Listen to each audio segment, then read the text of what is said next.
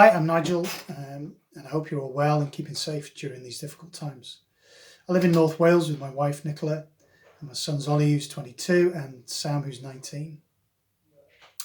Like all of us, I'm several weeks now into lockdown and to home working. And whilst I don't have any inspirational stories to tell you and share with you, what I did want to share was the things that I've tried to do to keep in touch with people, um, to continue my connections both outside of work and in work as well. Um, and the experiences that I've had that I think have helped me and my family, and hopefully my friends and colleagues through this difficult period. I thought about was, how do I stay connected with people during this time? What do I do? How do I do it? What's available to me to be able to maintain those relationships and those connections? And I think that was important to really understand what it was that I was actually going to have to do to be able to manage these things during this situation. The things that I thought was important was to make sure people were interacting and just being interactive in their exchanges. So in work, we've set up a Keeping in Touch online magazine, and that's allowed us to share the experience of being in work, not just about the work we were doing, but all of those things in the office that you get through day to day, sharing stories, exchanging on the TV, sport, music. So that's been really helpful, and I felt it was really important that we had the opportunity to maintain the relationships that we've built over many years. And for a lot of people, this would be the longest time that they'd actually been apart from work colleagues. So I think that was really important for us, and has received some really good feedback. Creating that office that isn't just about your home office being where you sit and do your work. It's trying to maintain the communication, the relationships, the atmosphere, I guess, the environment that is in your normal office day to day.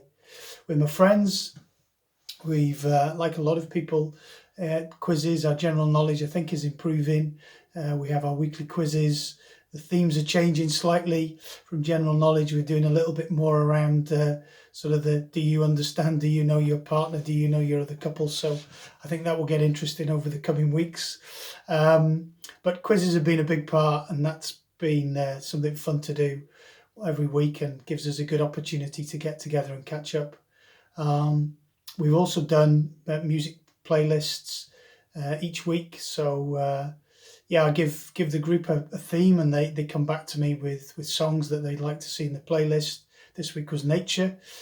We've done several. We've done transport. We've done anthems, and that's been really good fun as well. And I think has kept spirits up for people. We've had a little quiz around that about who selected what songs, and interestingly, over several weeks now of listening to each other's music, our music knowledge of each other has not improved at all. In actual fact, I'm quite surprised how poor we are at guessing the songs that each other is picking. So a lot of activities to keep us in touch. And again, as I said, I think it's really important that it's not just about sending a message to people, but it's giving people something to do, something to think about, and something that they can get involved in, as opposed to just sending a message and thinking you've done your bit. And I think that's been really important for us, and has been a big benefit and bonus from this particular period, is that we've done that, and I think we've done it really well. I think what's helped is the IT, and certainly that's something that in this period, whilst no expert now, my IT knowledge is improved, and certainly I think it's a great opportunity to try to play with, to experiment with the IT facilities that you have, and use them to their full capacity. You can get so much out of them. They can give you so much. Don't be afraid. Try it. Do it. And again, ask your friends. I'm sure somebody out there has experienced it. They'll be only too happy to guide and help. I know we seem to spend a lot of time with our parents telling them how to use the different video channels and the meeting channels that are available to keep in touch with their friends as well as the family. So I think that's been a bonus as well from this particular time.